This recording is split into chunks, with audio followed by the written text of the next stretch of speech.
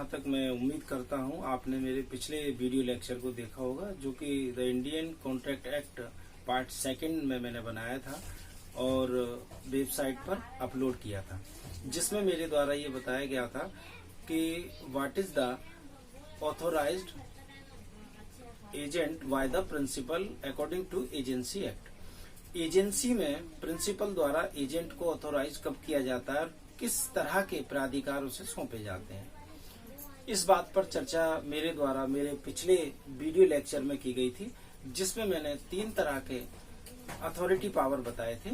और फोर्थ में मैंने ये बताया था कि जब कोई एजेंट विदाउट अथॉरिटी कोई कार्य करता है तो उसके लिए इटसेल्फ वो स्वयं ही जिम्मेदार होगा, रिस्पॉन्सिबल वो स्वयं होगा, न कि प्रिंसिपल और एजेंसी।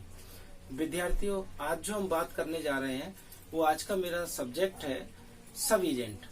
कि सब एजेंट अपॉइंटेड कैसे होता है, किसके द्वारा होता है, क्या प्रिंसिपल द्वारा जिस तरह एजेंट अपॉइंट किया गया था ठीक उसी तरीके से सब एजेंट अपॉइंट किया जाता है, या सब एजेंट को अपॉइंटमेंट एजेंट करता है।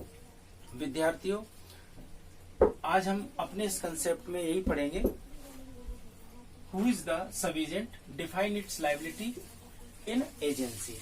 सब एजेंट कौन होता है, यानी उप अभिकर्ता किसे कहेंगे और उसकी क्या जिम्मेदारी होती है किसी एजेंसी में, यानी कि अभिकरण में।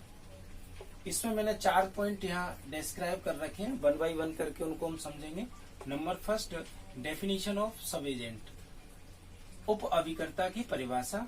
व्हेन ए सब एजेंट अपॉइंटेड, उप अभिकर्ता की नियुक्ति कब होगी। हु इज लायबल फॉर सब एजेंट एक्ट, उप अभिकर्ता द्वारा किए हुए कार्यों के लिए जिम्मेदार कौन होगा। इसको हमने 2 भागों में बांटा है। Number first, when A appointed by authority, उप अभिकर्ता को अपॉइंट करने के लिए प्राधिकार कब दिया जाता है। When A appointed without authority, और उप अभिकर्ता को बिना प्राधिकार के कब अपॉइंटमेंट किया जाता है। Fourth, liability of principal. Principal यानी कि एजेंसी मालिक, जिसे हम मालिक कहते हैं, मालिक की इसमें क्या जिम्मेदारी होगी। इन सभी पॉइंट्स पर यानी सभी बिंदुओं पर हम 1 बाय 1 करके चर्चा करेंगे। Number first, definition of sub agent. Who is the sub agent, what is the means about to sub agent. Sub agent means about a agent under observation of the agent a appointed a person. जब कोई एक व्यक्ति अभिकर्ता के नेतृत्व में नियुक्त किया जाए तो उसे हम उप अभिकर्ता कहते हैं। सब एजेंट यानी जिसका गाइडेंस कौन देगा, जिसको गाइड कौन करेगा, एक एजेंट, जिसकी नियुक्ति प्रिंसिपल द्वारा हुई थी। तो ध्यान रहे विद्यार्थियों, सब एजेंट की नियुक्ति एजेंट करेगा, ठीक उसे हम उप अभिकर्ता कहेंगे, जो कि एक अभिकर्ता के मार्गदर्शन में अपना कार्य सुचारू रूप से करता रहेगा। व्हेन ए सब एजेंट अपॉइंटेड, उप अभिकर्ता की नियुक्ति कब होगी, सब एजेंट को हम कब अपॉइंट करेंगे। तो ध्यान रहे विद्यार्थियों, सब एजेंट को हम अपॉइंट करेंगे 2 कंडीशन में। जब या तो उसे अपॉइंट करने के लिए प्रिंसिपल ने हमसे कहा है, या प्रिंसिपल ने नहीं कहा है लेकिन कुछ कंडीशंस ऐसी आती हैं, कुछ परिस्थितियां ऐसी आती हैं जिन परिस्थितियों में हमें किसी व्यक्ति की मदद की जरूरत है, और ऐसी कंडीशन में जब एजेंट होता है तो एजेंट को उस समय सब एजेंट का अपॉइंटमेंट करना होता है, क्योंकि बिना उसके सहयोग और सहायता के वह अपना कार्य सुचारू रूप से नहीं कर सकता, और जिस कार्य की जिम्मेदारी एजेंसी ने उसे दी है उस कार्य को वो अंतिम उद्देश्य तक नहीं पहुंचा पाएगा। Third, who is liable for सब एजेंट एक्ट। सपोज दैट सब एजेंट का अपॉइंटमेंट एजेंट ने या प्रिंसिपल ने कर लिया, लेकिन who is the liable for act given by सब एजेंट। सब एजेंट यानी कि उप अभिकर्ता ने जो कार्य किए हैं उन कार्यों के प्रति 2 परिणाम निकलेंगे, या तो उसके द्वारा किए हुए कार्यों से अच्छे परिणाम निकलेंगे और एजेंसी को लाभ होगा, या परिणाम अच्छे नहीं होंगे तो एजेंसी को नुकसान होगा। तो यहाँ 3rd पॉइंट में ये बात चल रही है कि who is the liable for purpose the act given by सब एजेंट। उप अभिकर्ता ने जो कार्य किए हैं उन कार्य को बदले में अगर उसके परिणाम कुछ ऐसे निकलते हैं जिससे कंपनी को यानी एजेंसी को या प्रिंसिपल को कुछ नुकसान होता है, तो उस नुकसान की भरपाई कौन करेगा, उन कार्यों के प्रति जिम्मेदार कौन रहेगा।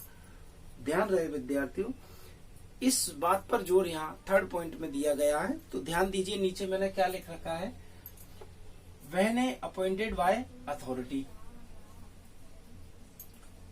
When appointed without authority. सबसे पहले मैंने बताया था कि सब एजेंट को अपॉइंट करने का सीधा सीधा राइट एजेंट को है, एजेंट ही सब एजेंट को अपॉइंट करता है। अब यहाँ जो मैंने 2 पॉइंट दे रखे हैं, फर्स्ट में मैंने दे रखा है कि जब अभिकर्ता द्वारा अपनी सहायता के लिए किसी उप अभिकर्ता को नियुक्त किया जाता है और ऐसी नियुक्ति का प्राधिकार उस अभिकर्ता को उसके मालिक यानी प्रिंसिपल ने दे रखा है, तो वह नियुक्ति वैलिड होगी, लीगल होगी। और ऐसी नियुक्ति होने के बावजूद उप अभिकर्ता के किसी कार्य को किए जाने के बाद कुछ नुकसान होता है, तो उस नुकसान के प्रति अभिकर्ता जिम्मेदार न होकर स्वयं प्रिंसिपल या एजेंसी जिम्मेदार होगी, क्योंकि एजेंसी या स्वयं प्रिंसिपल ने ऐसा प्राधिकार दिया था उस अभिकर्ता को जिसने किसी उप अभिकर्ता को अपॉइंट किया है। तो ध्यान रहे विद्यार्थियों, जब अभिकर्ता द्वारा मालिक के प्राधिकार दिए जाने के बाद उप अभिकर्ता की नियुक्ति की जाती है, तो उसके द्वारा किए हुए समस्त अच्छे और बुरे कार्यों के लिए स्वयं प्रिंसिपल या उसकी एजेंसी जिम्मेदार होगी, न कि अभिकर्ता जिम्मेदार होगा। Second point, when appointed without authority. ध्यान रहे, जब किसी अभिकर्ता ने बिना प्राधिकार के किसी उप अभिकर्ता की नियुक्ति की है और ऐसी नियुक्ति होने के बाद उसके जो कार्य किए जाते हैं उन कार्यों से हानि या लाभ जो भी उत्पन्न होगा, उन दोनों ही बातों के लिए स्वयं अभिकर्ता जिम्मेदार होगा, न कि एजेंसी और न ही प्रिंसिपल, क्योंकि उस उप अभिकर्ता की नियुक्ति अभिकर्ता ने की है, न कि एजेंसी ने और न ही उसके प्रिंसिपल ने। Fourth, liability of principal.